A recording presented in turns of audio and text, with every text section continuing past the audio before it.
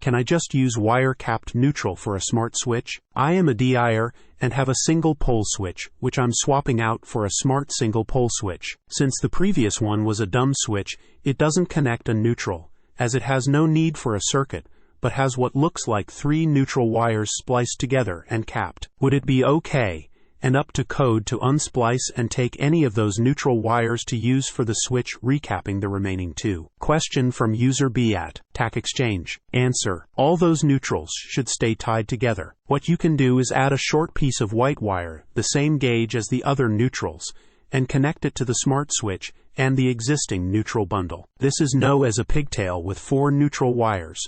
You may need a larger red wire nut. Answer from user RM Damon at Stack Exchange.